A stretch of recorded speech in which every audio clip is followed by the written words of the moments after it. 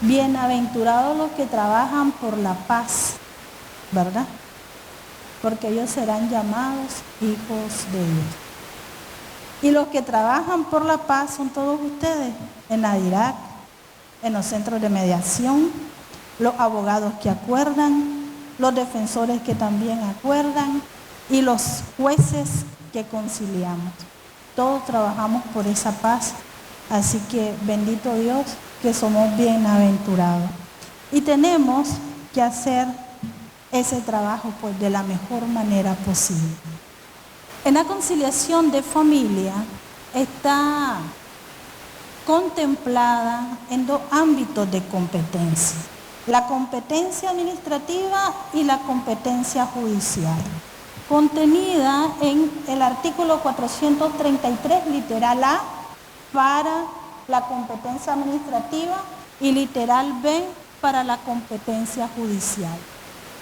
El Ministerio de la Familia, a través de la Dirección Específica de Conciliación, tiene las facultades reguladas para poder alcanzar acuerdo con las partes en los temas relacionales de los conflictos familiares y también en los temas relativos al derecho de alimentos. Estos acuerdos que se pueden alcanzar ante el Ministerio de la Familia es obviamente un proceso administrativo regulado en el libro 6 del Código de Familia. No necesariamente las partes tienen que hacerse acompañar de abogados, pueden citar de 1 y hasta 3 veces para lograr ese acercamiento entre las partes. El carácter de esta conciliación es reservado y la emisión del título tiene su carácter ejecutable, trae aparejada ejecución. En este ámbito podemos observar que en el ministerio acuden en un 51% las actividades que realizan en el ámbito de conciliación en materia relacional en lo que tiene que ver en la práctica de la custodia, la regulación de la relación de comunicación y visita y el derecho alimentario. En el ámbito judicial lo tenemos regulado en el 433 y para nosotros los jueces es un eje transversal. La conciliación es transversal en cualquier momento del proceso, pero en el artículo 524, que establece la estructura y finalidades de la audiencia inicial, establece como una de las finalidades la conciliación. Normalmente escuchamos a las partes cuáles son sus pretensiones, observamos en la contestación dónde se va a establecer el debate y una vez que tenemos claras las pretensiones, procedemos a invitar a ese acercamiento para conciliar en estos puntos. ¿Se logra? Sí se logra. En la gran mayoría se logra. Ya. También puede ser que alcanzando acuerdos, pueden ser estos acuerdos que sean alcanzados de manera parcial, pero también de manera total. Si es total, ellos mismos básicamente se dictan su sentencia, porque esos acuerdos tienen que estar contenidos en la sentencia y en la vía judicial. Si es parcial, queda plasmada en el acta inicial los acuerdos parciales y continuamos por lo que aquellas pretensiones que quedaron en debate. Aun cuando ya llegamos a la audiencia de vista de la causa, regulada conforme a los artículos 429 al 435, las partes pueden perfectamente decirle a la autoridad judicial: doctora o señor juez, hemos alcanzado acuerdo y queremos que nos dé la oportunidad de poderlos plantear. La autoridad judicial deja a un lado su modo judicial y se pone modo conciliación para poder observar de nuevo ese planteamiento que van a hacer las partes. Es muy importante también observar que en este modo de conciliador, nosotros, como dijo la doctora María Amanda, tenemos que asistir a las partes y orientarlos conforme lo que establece la legislación, nuestra normativa, de forma tal que al tratarse de derechos de los niños, en su gran mayoría, la autonomía de voluntad de las partes se frena un poco. Y aquí tengo que decir lo que es una de las diferencias, porque estamos tratando con derechos de los niños que normalmente están en la categoría de derechos humanos y que tienen un interés público que no puede estar por encima de esto, la autonomía de los adultos. Y ahí un poquito vamos entrando en ese enfoque infantocéntrico. En otras audiencias también podemos conciliar, por ejemplo, la audiencia de ejecución de sentencia, ¿verdad? Llegan, no han cumplido. El artículo 558 del Código de Familia establece la facultad discrecional de poder citar a una audiencia, pero hay otros jueces que no lo hacen. No pasa nada, es una facultad discrecional. Pero los que lo hacen pueden escuchar a cualquiera de las dos partes, ejecutante o ejecutada en este caso principalmente, si ha cumplido con la obligación y si no ha cumplido, ¿cuáles son las causales? Las causales pueden ser muchas. Y escuchándola la otra parte con la que no tiene buena comunicación, pueden alcanzar acuerdos. Y en ese sentido tenemos la audiencia de ejecución, la audiencia de medidas y otras audiencias que no nos queda el tiempo de poder explicarla acá. En la mayoría de los derechos que se ven involucrados en los conflictos familiares, tenemos que observar que en su gran mayoría están contenidas en el libro tercero del Código de Familia, a partir del artículo 267 del Código, que establece las atribuciones derivadas de la autoridad parental. Y estas atribuciones, en su marco general, están contenidas en tres grandes bloques. Referenciado al cuidado de la persona o custodia de los niños, lo que tiene que ver con la representación legal de los niños y la administración de sus bienes. El que más conflicto genera, obviamente, es el cuidado y crianza de los niños y la relación de comunicación que viene a ser la contrapartida, en muchos casos, de la demanda de alimentos. También tenemos que la conciliación familiar puede darse en los convenios internacionales de corte familiar, entiéndase la Convención de 1980 sobre sustracción internacional y la Convención de medidas establecida en la Convención sobre competencia, ejecución de resoluciones y medidas y ley aplicable de la Haya de 1996. En esta perfectamente también se pueden conciliar. Y el derecho de alimentos en todas sus modalidades. La perspectiva infantocéntrica, ¿cuál es la fuente? La fuente es la Convención de los Derechos del Niño, establecida en el año 1989 y que eleva desde la perspectiva de los niños, desde su propia estatura, los derechos de éste a un nivel de derechos humanos, de forma tal que pasamos a un cambio de paradigma en la medida que antes solamente se protegía a los niños en situaciones irregulares, entiéndase, niños en estado de orfandad, niños en estado de explotación o niños transgresores. Ahora, con la convención, establece los parámetros para una protección integral y pasamos a ese cambio, dejar de ver al niño como sujeto de protección circunstancias específicas a proteger al niño en su integralidad. Y eso implica un cambio de paradigma, de forma tal que tenemos que aprender a darle lugar al niño de tratarlo como sujeto de derecho. En primer lugar, trato digno e igualitario. Respetarle el derecho a la participación. ¿Participación en qué? En todo lo que le atañe al niño.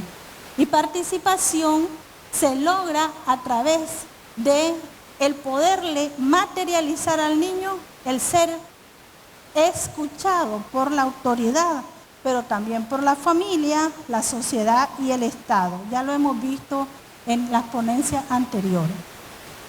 Una vez que escuchamos al niño, lo tratamos de manera igualitaria y digna, observamos dentro del conflicto el interés superior de este, que no es abstracto. Muchos consideran que es abstracto, no lo es específico al caso concreto y tiene que estudiarse de esa manera y así interpretarse para poderse aplicar y poder valorar esa expresión del niño a través de la identificación de su crecimiento progresivo como persona, identificado en la doctrina como el principio de autonomía progresiva. Para nosotros poder garantizar, tratarlo igual al niño, tenemos que verlo, entiéndase niño porque así dice la convención, ¿verdad? Pero niño y adolescente. Tenemos que verlo desde su propia perspectiva como sujeto de derecho. En el ámbito administrativo, entiéndase Ministerio de la Familia, de forma tal que los acuerdos ministeriales deberían de contener cuál es la opinión del niño. En el ámbito judicial, por parte de nosotros lo tenemos de carácter obligatorio en una edad determinada, pero analizando el día a día, la cotidianidad en el ejercicio, podemos observar que para algunos derechos que se pretenden no es necesario escuchar al niño. Por ejemplo, alimentos. ¿Tengo que escuchar al niño para garantizarle alimentos? No. Y en el otro ámbito que no es conciliatorio, pero que sí se alcanzan acuerdos en dos acciones, podríamos decir, en el acuerdo de alimentos 326, si no me equivoco, y en lo relacionado a los divorcios por mutuo consentimiento, y que deriva la ley en otorgarles competencia a la función notarial. Pero también encontramos en esos acuerdos que no se observa por ninguna parte que escucharon al niño. Entonces, desafío, ¿realmente lo tratamos igual al niño? ¿Verdad? Un desafío planteado, como decía la doctora. La otra forma de poder materializar la perspectiva infantocéntrica es que observemos el conflicto desde los derechos del niño en primer lugar y de manera derivada en los derechos del adulto. Por ejemplo, ¿tengo derecho a relacionarme con mi papá? ¿Sí o no? ¿Y si mi papá no paga alimento? ¿Tengo derecho siempre? Sí, ¿verdad? Entonces no es un cambio. Vas a ver al niño si pagas alimento. No puede instrumentalizarse al niño de esa manera. Caso contrario, ¿querés que te pase alimento? Tenés que hacer o tenemos que hacer algo, ¿verdad? Y entonces se instrumentaliza y los primeros que violentan el derecho de los niños son aquellos que de acuerdo a la ley deben de ser los primeros garantes en respetar sus derechos. De forma tal pues que el enfoque de las demandas no puede decirse, tiene derecho el padre a ver al niño. Ya, sino el niño tiene derecho a ver a su papá, a ver a su mamá, a ver a su abuelita, a sus tíos, sus primos y a toda la familia extensiva. Ojo con esto, que tenemos bastantes demandas ahorita, que no está el papá ni la mamá y están las abuelitas a cargo y se ha dado unos conflictos ahí de por medio. Entonces, cambiar la forma en que enfocamos la petición desde la perspectiva del niño. Tengo derecho a alimentos. No es que le da alimentos a la mujer para que se los vaya a comer con la otra persona. Es que el niño tiene derecho a alimentos, a comer, a vestirse, a calzarse, a educarse, a vivir bajo un techo y a vivir dignamente, a ser instruido a través de la relación. Ya, entonces no es cuestión de que digan los adultos: lo que estás haciendo aquí es para molestarme, lo que estás haciendo aquí demandándome es para vengarte porque tengo otra persona. No debe de verse de esa manera, porque el niño, sea que estén juntos o sean que no, siempre va a requerir esas necesidades que sean solventadas por parte de ambos progenitores. Y en ese sentido,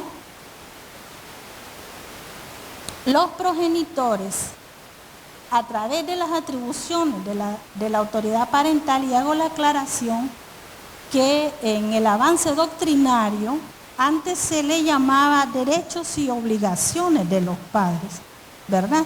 Pero ahora ya no se le llama de esa manera. En algunas legislaciones ya no se regula ni como autoridad parental ni como patria potestad, sino que ahora se regula como responsabilidad parental en un plano horizontal y democrático. En ese sentido, las atribuciones de las cuales habla la doctrina explican que los padres tienen esas atribuciones administrativas de los derechos de los niños. Yo, niña, tengo derecho a crecer en una familia. Yo, niña, tengo derecho a crecer en una familia y en un ambiente armonioso. Yo, niña, tengo derecho a alimentarme y mi mamá solo lo representa o mi papá solo lo representa. Ya, entonces hay que también hacer ese cambio de paradigma en poder reconocer a la persona del niño en toda su dignidad y a los derechos que éste tiene frente a cada una de las dinámicas familiares. Escucharles entonces es esencial. No lo vamos a lograr si no escuchamos al niño.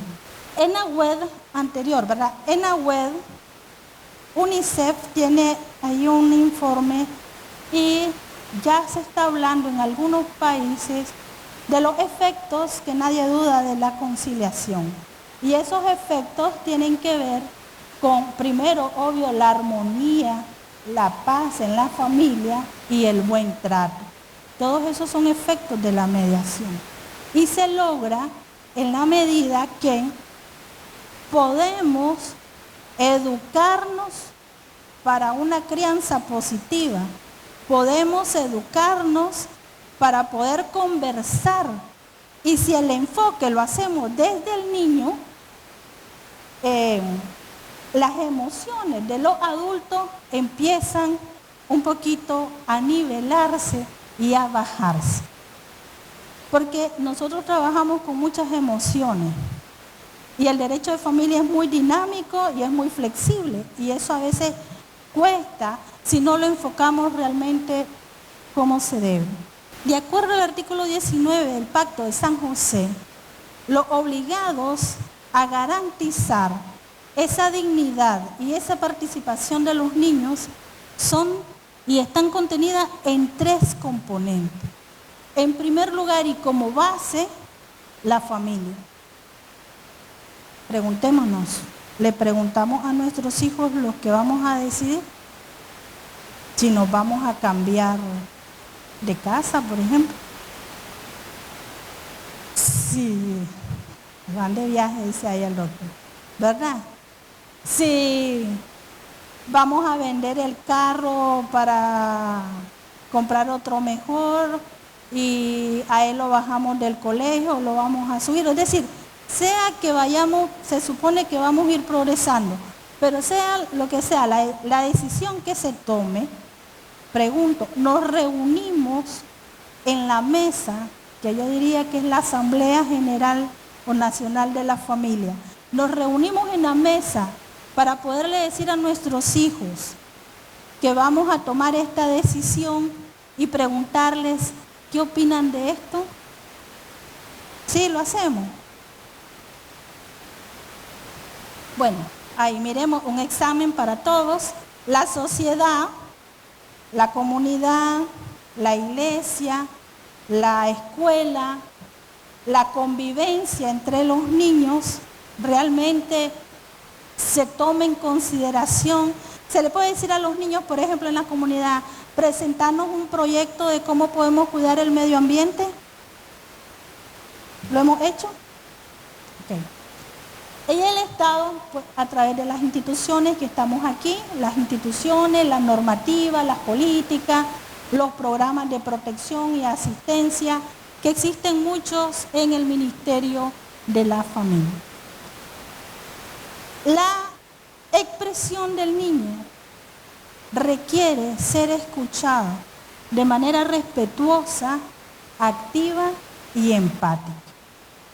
Si no lo vamos a hacer de esa manera, no lo hagamos. Así de sencillo. Porque si lo vamos a escuchar solo para salir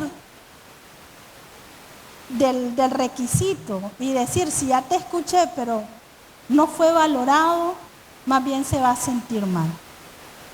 Ya, se va a sentir mal. Así que la empatía tiene que visualizarse en todas esas aristas, en la familia. Escucharlo. Cuando, dame un tiempo, sí. O a veces se le dice, espérate. O estamos hablando de cosas de adultos, no te metas. O vaya para allá. En el tiempo de nosotros, vaya para allá. No se meta.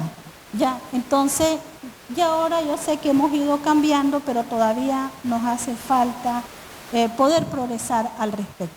El marco normativo de la escucha, de manera general, está en estos instrumentos internacionales, Declaración Universal, el Convenio sobre Aspectos Civiles, muy importante que en el artículo 13 establece 8 años antes, 9 años antes de la Convención de los Derechos del Niño, establece como una de las excepciones la opinión del niño, que la opinión del niño a no retornar a su lugar de residencia habitual sea escuchada y sea analizada, valorada, interpretada como una excepción muy importante.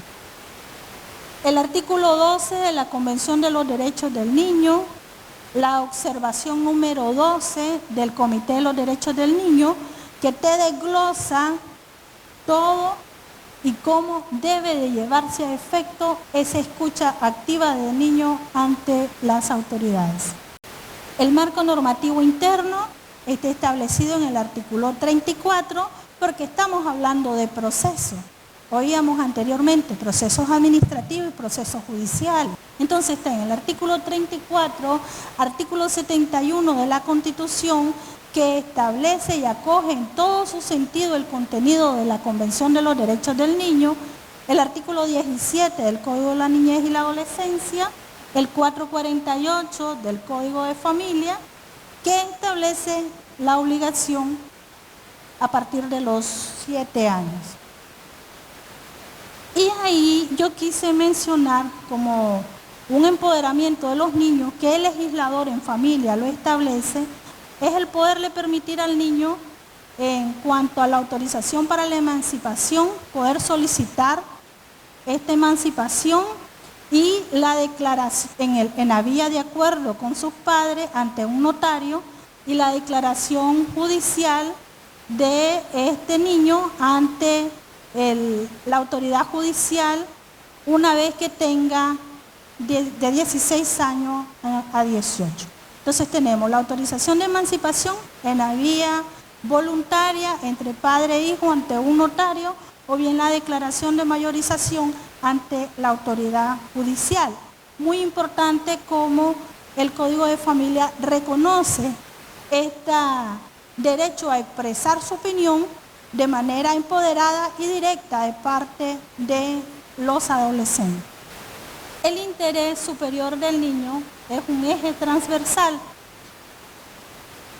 y lo tenemos que ver en todos los ámbitos. Hay un tanto sobre la alimentación, la atención específica, la protección y seguridad, la oportunidad para poder desarrollar competencia y la buena salud. ¿Dónde y cómo? En la casa. ¿Mediante qué? Un cuidado cariñoso. Mire, cuando nosotros estamos conversando con los niños y estos niños han tenido ese trato cariñoso, se nota el desarrollo. Se nota el desarrollo, se nota la seguridad de los niños. ¿Ya?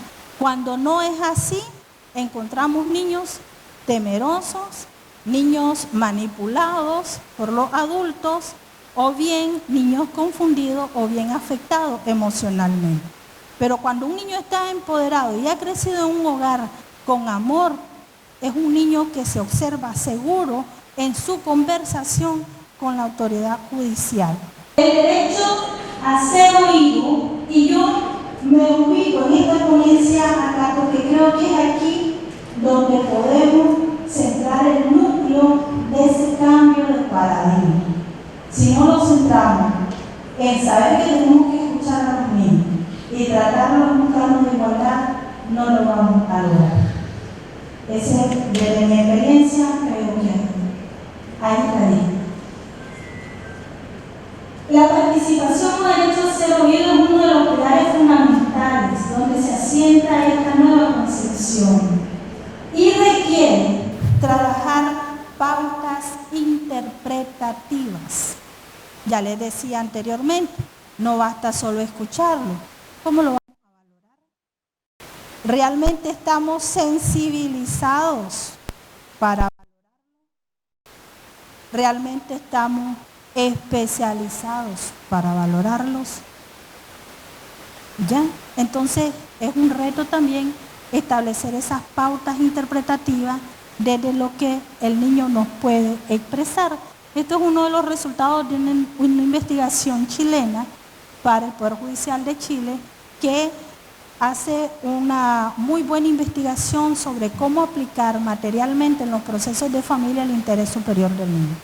Estos dos principios son principios claves en los derechos de los niños. El interés superior es transversal. Además, implica que podamos interpretarlo desde esa perspectiva. Ver todo el panorama donde el niño se va a desarrollar. También es verlo desde un punto de vista de derecho. Está establecido como un derecho de los artículos 3 al 6 de la Convención de los Derechos del Niño. Es una norma de procedimiento, tanto en el procedimiento administrativo como judicial. Siempre va a ser una constante. Y van a ser causas de políticas y programas, y ya lo tenemos. En el Ministerio de la Familia existen, creo, más de 10 programas a favor de la familia, de la niñez, comportamiento familiar, comunidades que están ahí presentes para poder ayudarle a la familia a crecer y aprender a ser buenos padres, buenas madres, a mejorar en el trato a la familia. La autonomía progresiva tenemos que tomar en cuenta, decíamos, escucha afectiva y activa. Pero yo no puedo tratar igual a un niño de 15 años con un niño de 6 años. Tenemos que valorar factores internos y externos donde el niño ha crecido para poder realmente ser objetivos en esa valoración. Y tenemos que tomar en cuenta su edad, su capacidad de desarrollo, factores endógenos en la casa, con quién ha vivido, quién lo ha criado, si los papás, cuál es la actividad de los papás. Encontramos niños, por ejemplo, muy capaces de poder negociar los papás son comerciantes. Encontramos niños que dicen, yo tengo derecho a esto, los papás son abogados. Si no digan ustedes que son abogados y sus niños no le dicen, yo tengo derecho, ¿verdad? Ya ellos van oyendo los derechos y ellos se van empoderando. Y los factores exógenos, que es el ambiente donde este niño se ha desarrollado, donde ha vivido, cuál es la actividad cotidiana, y de esa manera va desarrollando competencia. De forma tal que para hacer una valoración objetiva, y esto es para hablar mucho tiempo al respecto, pero para hacer una valoración objetiva y darle peso a esa opinión, para poder acordar, para poder decidir, tenemos que tomar en consideración esa autonomía progresiva y esos factores que tienen que ver donde el niño se ha desarrollado. Siguiente. Yo no voy a desarrollarme en estas dos láminas porque tiene mucho que ver con la parte multidisciplinar, ¿verdad? Pero así, de manera general, ¿qué es lo que podemos tomar en consideración en la valoración de los niños en las diferentes etapas de desarrollo? Ya le hablaba anteriormente, desarrollo de sus competencias, pero aquí tenemos que valorarlo en dependencia de dónde están, qué es lo que necesitan ellos, cuál es su sentir, cuáles son sus sueños, qué opina sobre la problemática. ¿Ya? Y problemática en relación a su opinión, en relación a su derecho, no al derecho de los adultos. Yo la otra vez escuché a un niño, y el niño chiquitín como de 7 años, bien relajado, bien tranquilo, no habló de papá mal, ni tampoco de su mamá. Y cuando le dije que me quería expresar, que podíamos conversar sobre la opinión, se ubica el niño donde está, se le explica de acuerdo a la edad cuál es la causa que se está llevando, que vamos a conversar, que su conversación y su opinión va a ser tomada en cuenta y que con quién llegó, cómo se lleva con su papá, cómo se lleva con su mamá. Y en toda esa conversación, no se le debe llamar ni entrevista, ni audiencia, sino una conversación, bajarse al tamaño del niño en un lugar adecuado, si podemos. En toda esa conversación, ellos se relajan un poquito porque llegan muy estresados en dependencia que le han dicho, sea la familia, sea el abogado o abogada, y entonces ellos deponen un poquito sus nervios, su estrés, y logran conversar. En este caso, el niño muy empoderado de su derecho me dijo, yo lo único que quiero, ya sé que mi papá y mi mamá se están divorciando, esa es cosa de ellos, ¿verdad? Primer punto, el niño no se mete en problemas que no le corresponden. Yo lo único que quiero es que mi papá me regrese la hamaca. Porque yo, después de que llego del colegio, almuerzo y me duermo en la hamaca. Y él se me llevó la hamaca. Que me la regresé. Y yo digo, nada más bello que este niño. Él sabe que le está afectando su sueño. Le alteró su horario. Y el papá desconsiderado se le llevó su hamaca. Inmediatamente, porque se fue el niño, un auto ordenando, regrese la hamaca hoy por la noche. ¿Ya? Entonces, eso es escuchar al niño. ¿Ya? Un niño precioso. Además, tengo que también valorar a los padres que no lo han manipulado. Y eso también debe de aplaudirse, porque los padres a veces manipulan. Ese niño no estaba manipulado. Ya. El niño estaba claro de sus derechos y se le restituyeron sus derechos. Y así creo que debe de valorarse. Poder observar entonces ese sentir, esa opinión, en qué le está afectando. Y ahí ustedes tienen, no me da tiempo de poderlo expresar todo, pero tienen las diferentes necesidades de acuerdo a la edad. Siguiente. En la tercera etapa de la adolescencia se nos hace un poquito más fácil a todos. Miren, los niños son jueces de su propia familia en determinado momento. Ya ellos van viendo la responsabilidad de papá, la responsabilidad de mamá, a quien le gusta justificarse mucho y no hace nada, a quien sí lo da todo, ¿verdad? O aquellos que realmente han puesto los dos. Los niños ya de 14 a 18 años nos hacen más fácil esa conversación y especialmente la valoración. Y en este sentido, los consultores que le decía anteriormente chilenos, expresaron que en este sistema la opinión del niño ya adolescente, más que valorarla, debe ser honrada. Esa es la opinión de los doctrinarios. Yo le diría, observación, caso concreto. ¿Verdad? Hay que ver el caso concreto. Porque puede ser que una niña de 14, 15 años quiere estar con el papá más permisivo, porque le permite ir a fiesta y llegar a las 2 de la mañana. Pero la otra le dice, no tenés 14 años, y si vas, te llevo y te llego a traer 11:30.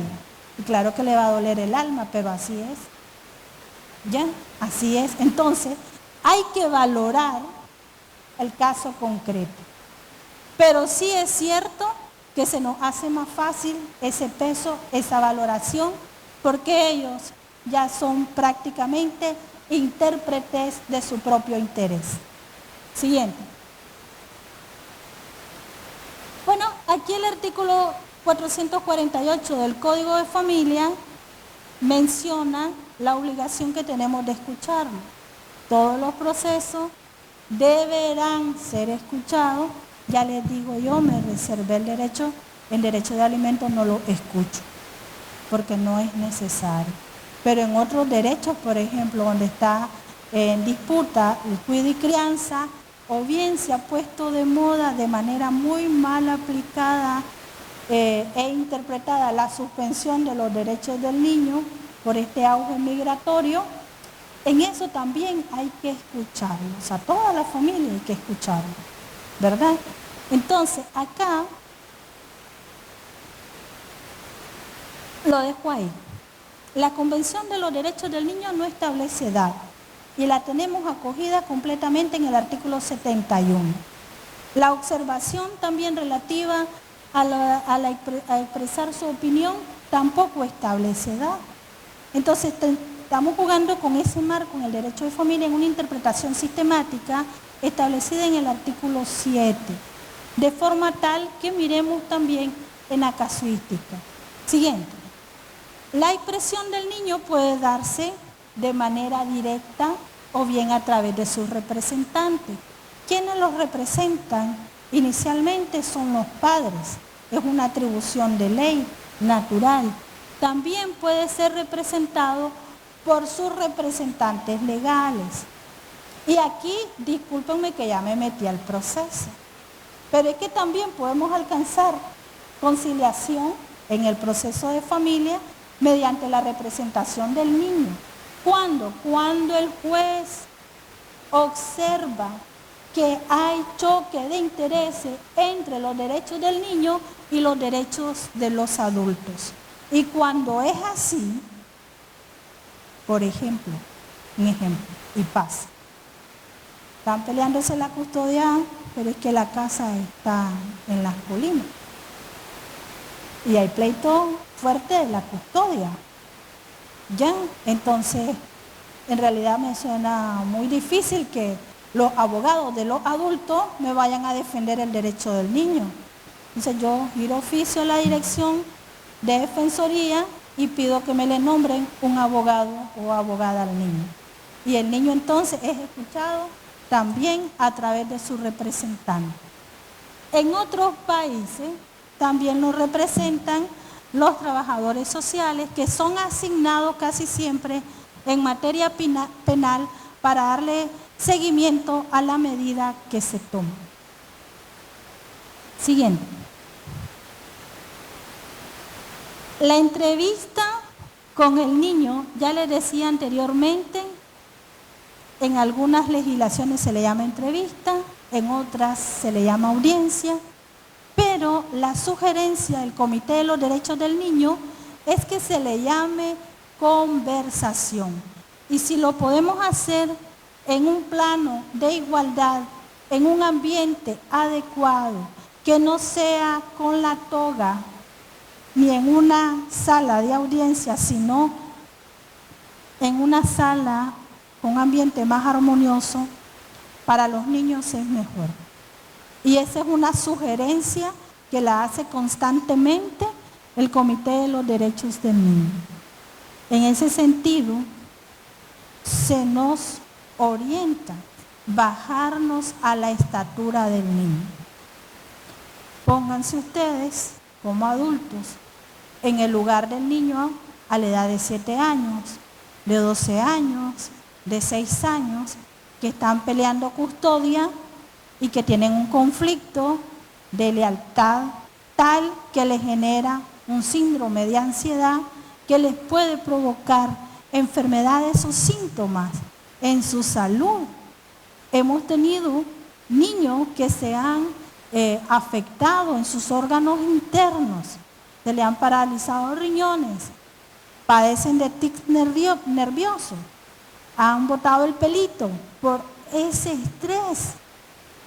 No hay que pasarle al niño las responsabilidades de los adultos. En ese sentido, más bien hay que escucharle su opinión, ver cuál es, según su perspectiva, lo que le afecta y qué es lo que pide el niño. Observación, que para eso también necesitamos ayuda de expertos en algunos casos. Aquí el protocolo iberoamericano nos orienta a los jueces que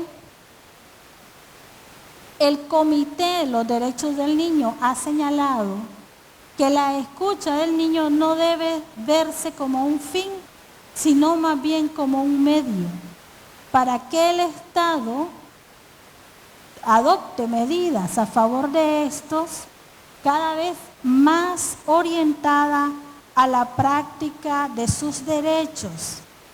Esa es perspectiva infantocéntrica.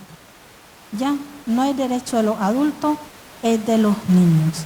Y en ese sentido nos manda a tomar de manera muy objetiva y debidamente en cuenta la opinión de ellos. Si ustedes se leen el protocolo iberoamericano, está en la página de la Corte, lo pueden leer, tiene muy buenas recomendaciones para los abogados, para los jueces y para las formas de interpretación con que debemos trabajar los grupos establecidos en las 100 reglas de Brasil. Y el derecho de familia básicamente trabaja con 3 grandes grupos de estas 100 reglas de Brasil. Ya, mujeres, niños y personas de la tercera edad. Entonces estamos involucrados casi en todo su contenido. En este mismo documento encontramos luces para todos.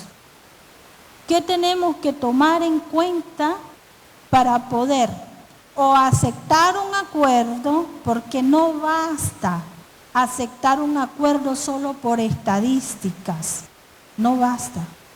No puede decir, sí, ya no pusimos de acuerdo y voy a renunciar a la paternidad o voy a renunciar a la autoridad parental. No, espérate, que suspender el derecho del niño es que nunca más vas a, bueno, puede ser que la levanté la medida, pero la pérdida no va a tener nada que ver con el niño. ¿Ya? Entonces, hay que verlo desde la perspectiva de los niños y no del adulto, o no del fin inmediato. ¿Qué es lo que querés últimamente? Salir del país, entonces pérdida de la autoridad parental. Ok, esta señora no tiene comunicación con el niño, ¿cómo no? Se comunica a diario. Esta señora no manda dinero para la manutención del niño, ¿cómo no? Manda 200 euros al mes. Entonces, ¿dónde está la pérdida? ¿Ya? ¿Dónde está la pérdida? Entonces, instar a los abogados a que se ubiquen realmente en las causales para ver si procede o no.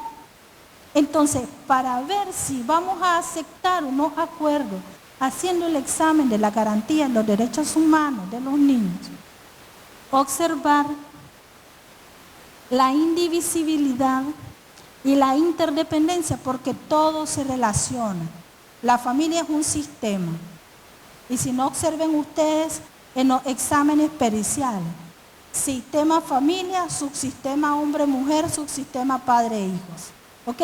La familia es un sistema.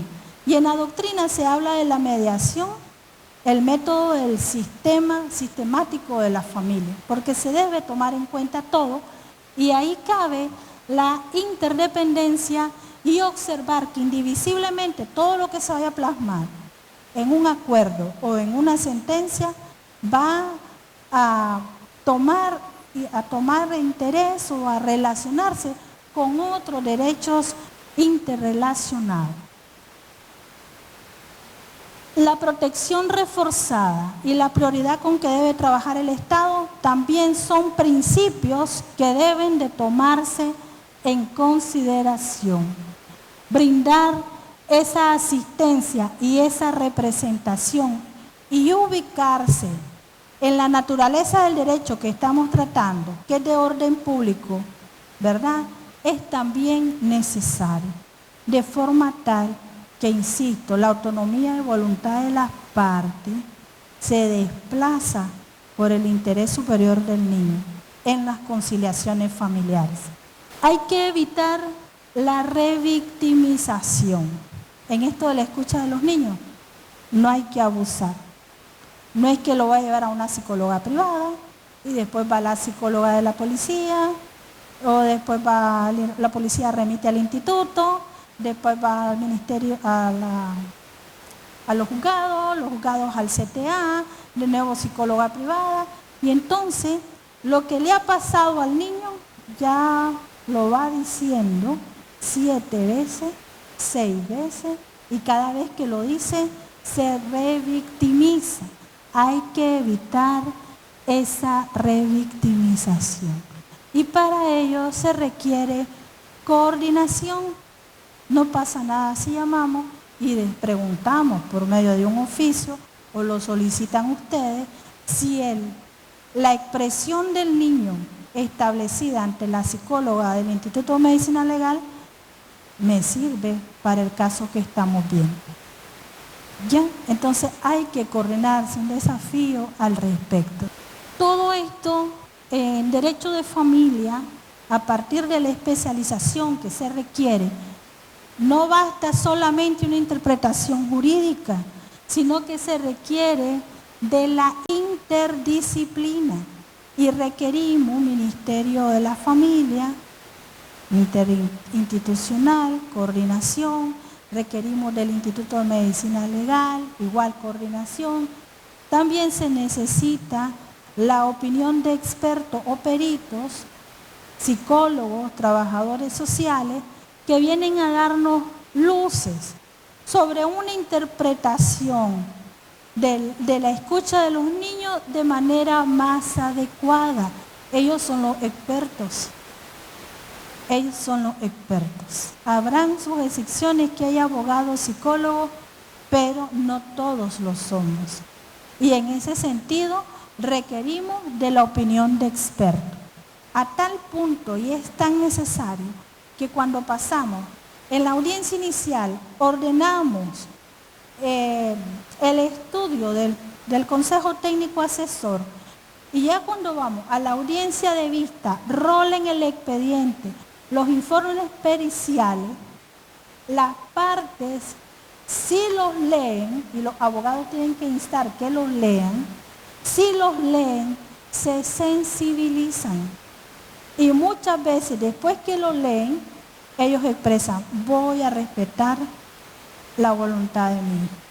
No sabía que le estaba haciendo daño, no sabía que estaba lesionado, yo no sabía que al hablarle mal del uno del otro, eso es un principio de vida, pero bueno, al hablarle mal le estaba lesionando, etc. Entonces, muy importante la interdisciplina, porque eso viene a facilitarnos una interpretación más amplia en el sentido del conflicto, y a la hora llegada, sea acuerdo o sea sentencia, nos viene a dar las pautas para que se alcancen acuerdos o se decidan situaciones objetivas, reales y más allá de lo temporal, para efecto de ayudarle a la familia a alcanzar ese acuerdo o bien a solucionar el conflicto que los llevó a buscar el servicio que prestamos.